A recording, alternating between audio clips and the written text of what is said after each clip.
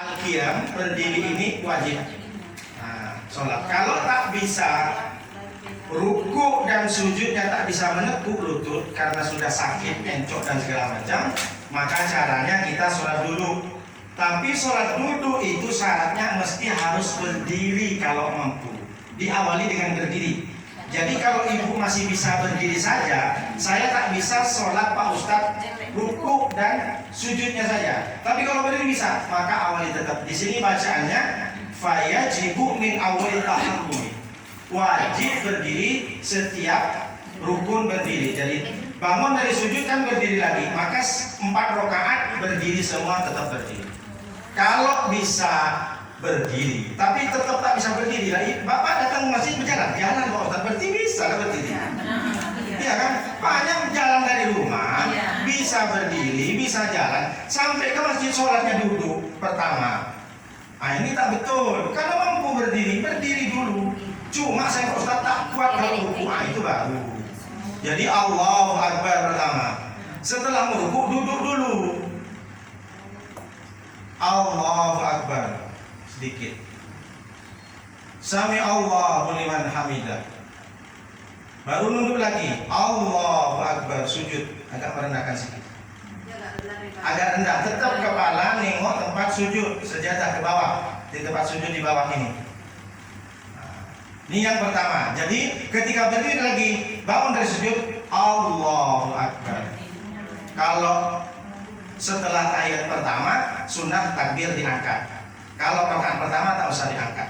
Itulah sunnah takbir, diangkat tangan setelah tahiyat awal. Paham Bu ya? Jadi ketika posisi berdiri tetap berdiri. Sekarang masalah banyak bapak-bapak, ibu-ibu dari rumah jalan Pak Ustaz enak, sampai ke masjid duduk semua. Padahal mampu berdiri, maka wajib berdiri.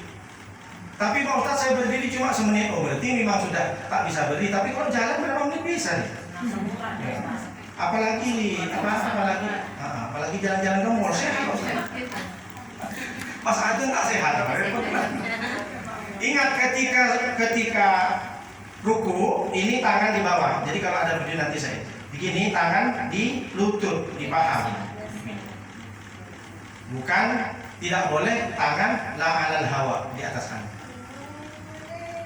Pas sujud Allah Akbar.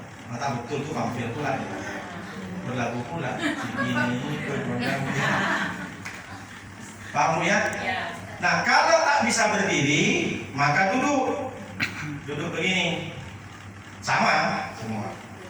Jadi rukunya sedikit Allah Akbar. Allah sami Allahu liman hamidah. Allah Akbar. Ini duduk yang pertama.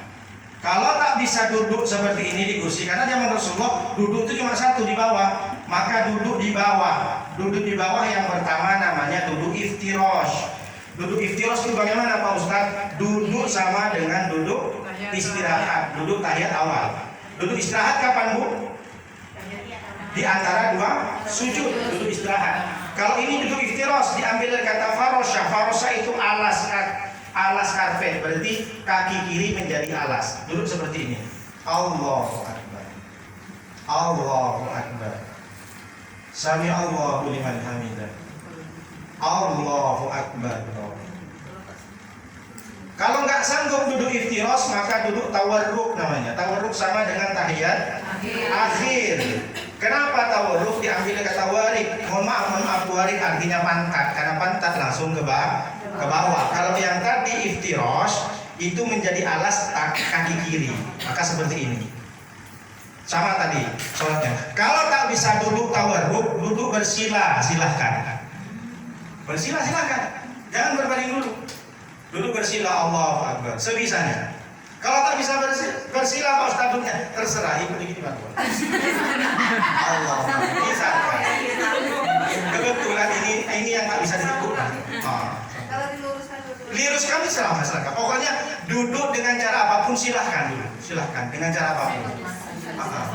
Saya bisanya Pak Ustaz begini Pak Ustaz duduknya. Memang udah keras tangan. Artinya jangan berbaring. Baru setelah berbaring gini. Udah tahu ya berbaring, tak mungkin saya juga berbaring. Berbaring ke kanan, kepala ke utara. Ini kiblat, ke sini kiblat. Kiblat di sana Bu ya. Iya. Nah, gini berbaring. Gini berbaring sini. Ya menghadap sini. Allah Akbar. Berbaring ke kanan ya. Sama dengan sunnahnya tidur kita berbaring ke kanan biar jantung ada di atas, sehat. Tak bisa berbaring ke kanan baru telentang ke kiblat. Agak tinggikan di sini. Ya, mantap. Makanya saya bilang ada bantal enggak? Jadi ngadep ke kiblat. Kalau tadi ke sini kaki berbaring ke kanan, tak bisa berbaring ke kanan, baru telentang. Telentang agak tinggi ke sana. Agak tinggi lah. Allahu Akbar. Pas rukunya Allahu Akbar. Kepala sedikit saja, tak usah. Tak bisa juga seperti itu. Makanya kata di sini, fa illam yaqdir falam yaqdir itaju ala jambihi wal ayman afdalu fa illam yaqdir istalqa. Istalqa itu berbaring tadi wa rafa'a ra'suhu wa yarfa'u ra'sahu. Kemudian fa illam yaqdir au ma'ah bi tarfihi.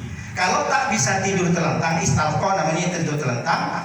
Kalau tak bisa istalqa maka au ma'ah bi tarfihi, memberi isyarat dengan mata. Jangan hati dulu.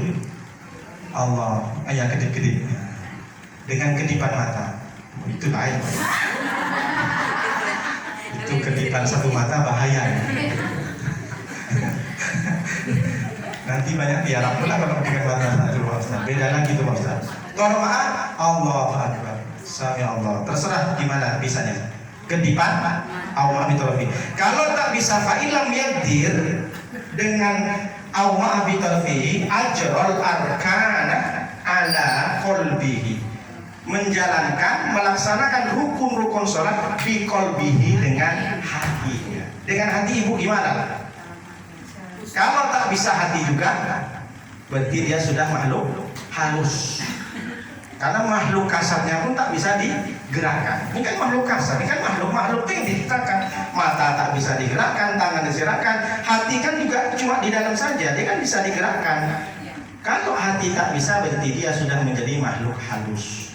Maka kita kirim Fatihah baca Yasin. Kita sholatin. Sudah paham nggak Bu yang tadi ya? Sudah paham insyaallah. Mana tahu, mudah-mudahan kita sehat semua. Ini bukti bahwa syariat Islam itu mengajarkan kepada kita jangan tinggalkan sholat. Berapa banyak ibu tengok di media sosial tak punya kaki buntut, masih tak punya kaki merangkak untuk sholat. Malu nggak kita? Malu. Terus kita minta surga, pengen Rasulullah, macam mana sholat tak dikerjakan?